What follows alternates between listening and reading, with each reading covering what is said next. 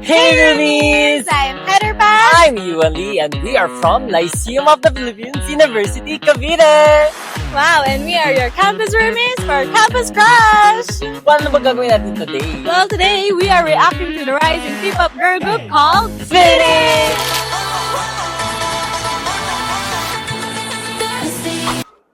Oy, love the entry. performance Thirsty daw siya. video. Ay, gundo! Kumalas! Hindi mo kaya. Ang catchy ng ganun-ganun. Panis, the third ka dyan. Love the vocal. Hinahanap na akong favorite na style. Ano sa thirsty? Ganun pala pag naduhaw ka. Parang gusto kong uminom.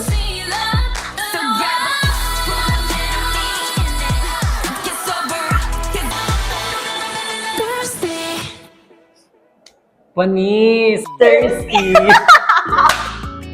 Sa performance nila, very spicy na. Diba? Nakakaawa talagang kailangan Very talaga body-body. mag-keep up eh. Ang galing ng sayo nila, ang ganda din ng Diba? vocals. Ang galing! Gusto ko yung pag ganun talaga. Eh, Ang satisfying ng moves. Congrats to Phoenix. Ang ganda-ganda ng kanta nyo sa Thirsty. Panis! Thirsty. Nakakakaba naman. Ay, may story siya. Sobrang atake. May pa-plot twist. Na parang gusto ko din. Maging bata? Mag-enchanting. Ah. Oo, may rap. Sobrang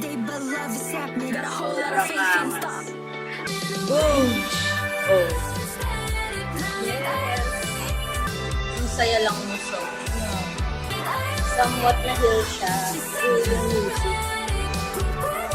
Ito mga music nakaka-intimate. Parang yun yung naging comfort niya.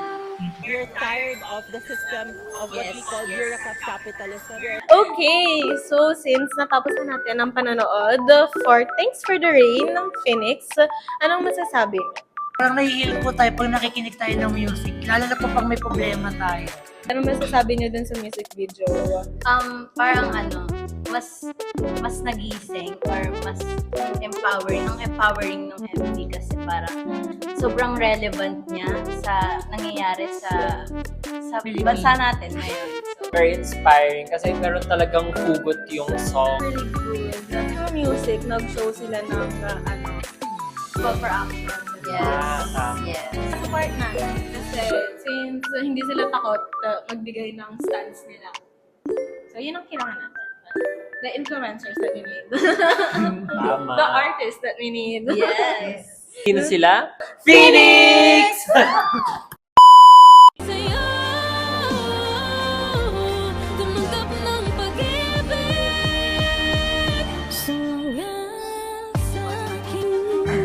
Ayun yung pinaka gusto kong part. Yan, yung zoom out. Oo. Ang pagdala nila ng acting nila sa kanta nila. Dalang-dala nila kung paano sila kumanta. Tapos yun sa vocals nila, grabe. Wala kang ibang masasabi. Pati yung may actions pa sila kahit nakaupo lang, no? Ramdam mo. Tapos, yun, yung outfit nila. Tapos, ang pretty din nila. Una pa lang, opening pa lang is nakakatindig balahibo. Una pa lang, ramdam mo na talaga yung pagkanta nila, yung feelings nila, yung kinanta nila yung pakikiusap.